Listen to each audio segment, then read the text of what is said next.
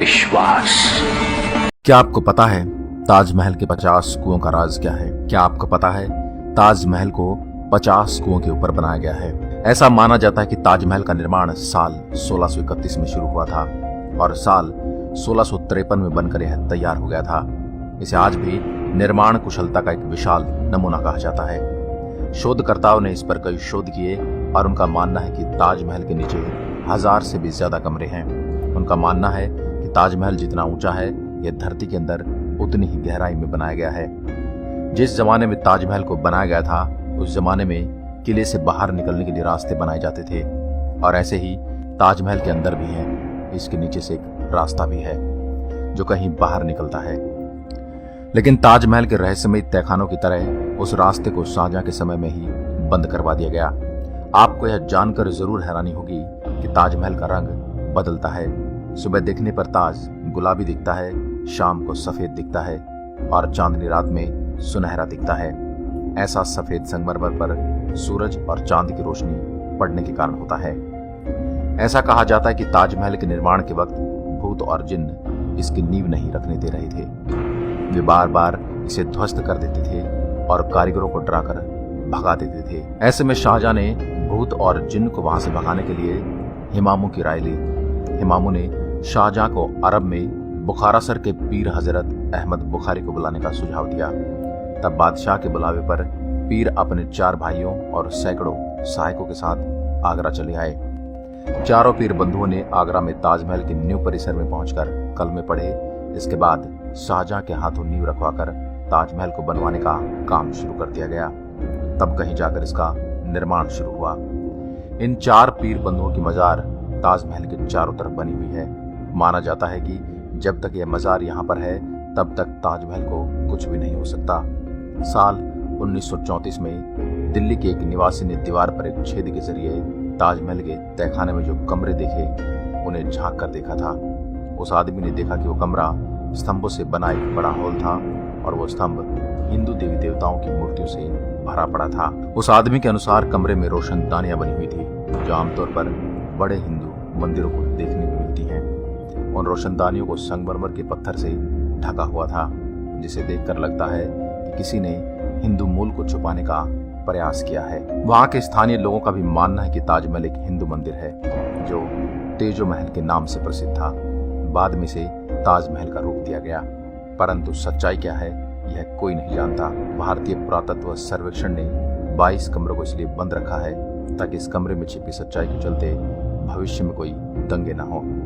सबसे मजेदार तो बात यह है कि कुतुब मीनार नाम इमारत को, जिसको हम सबसे ऊंची इमारत मानते हैं, ताजमहल उससे भी ऊंचा है।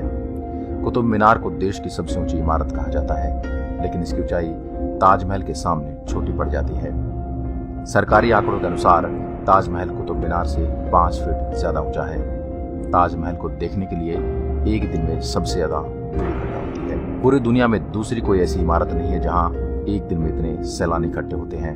क्या आप शाहजहां के उस सपने के बारे में जानते हैं जो उन्होंने अपनी बेगम मुमताज महल के लिए नहीं बल्कि अपने लिए देखा था?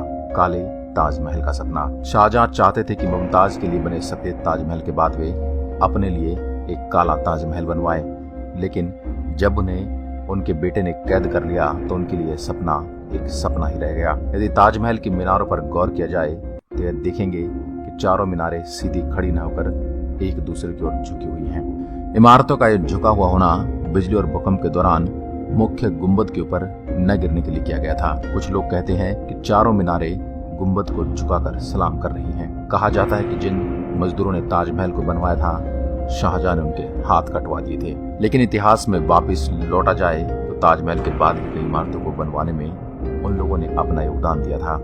उस्ताद अहमद लाहौरी उस पल का हिस्सा थे जिन्होंने ताजमहल जैसी भव्य इमारत का निर्माण किया था। उस्ताद अहमद लाहौरी की देखरेख में ही ताजमहल का निर्माण शुरू हुआ था। कहा जाता है कि ताजमहल शाहजहां ने नहीं बल्कि समुद्रगुप्त ने बनवाया था। जिस जगह पर हम आज की तारीख में ताजमहल जैसी भव्य इमारत को देखते हैं वहां पर एक शिव मंदिर था जिसका नाम तेजो महल था और उसकी छत पर टपकने वाला पानी शिव जी के शिवलिंग पर बूंद बूंद करके टपकता था।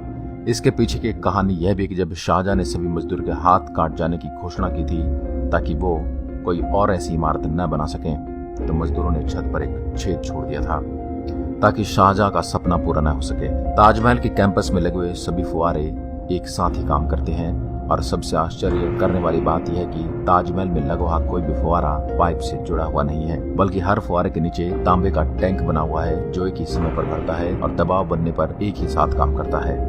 यह तो सभी जानते कि मुमताज शाहजहां की पत्नी थी, लेकिन शायद ही कोई जानता हो कि वो उनकी तीसरी पत्नी थी। शाहजहां के 14वें संतान को जन्म देते समय उनका निधन हुआ था और उनकी याद में ही शाहजहां ने ताजमहल बनवाया था। ताजमहल को लेकर एक नई कहानी सामने आ रही है, जिसके अनुसार ताजमहल के नीचे तहखाने में कीमती खजाने हो सकते हैं, क्योंकि मेटल डिटेक्टर से इनके नीचे कई तरह की धातुएं होने की पुष्टि हुई है। लेकिन आर्कोलॉजिस्ट का यह मानना है कि इसके अंदर कई ऐसे ऐतिहासिक दस्तावेज हो सकते हैं जो हमारे इतिहास तक को बदल सकते हैं। इन तहखानों की खोज और इनकी खबरें तो काफी आई, लेकिन कभी इन्हें खोला नहीं जा सका। इनमें से कई दरवाजे तो खोले गए, लेकिन बाद में उन्हें बंद कर दिया गया। आज सभी लोग सेल्फी के दीवाने हैं, लेकिन जॉर्ज हैरिसन नाम के इस व्यक्ति ने फिश आइलैंड्स की मदद से उस समय सेल्फी ली थी जब सेल्फी का दौर नहीं था। यानी ताजमहल के साथ पहली सेल्फी जॉर्ज हैरिसन ने ली थी। दोस्तों, क्या आपको लगता है कि ताजमहल पहले सही में तेजो महल था या तेजो महल था? इसी से जुड़े कोई साक्ष्य आपको ज्ञात हो तो हमें कमेंट करके जरूर बताएं। अगर आपको हमारी ये वीडियो अच्छी लगी है, इस मंत्र का जाप करें। मैं मिडिंग क्लीम चामुंडाई बिच्चे, ओ मैं मिडिंग क्लीम चामुंडाई बिच्चे।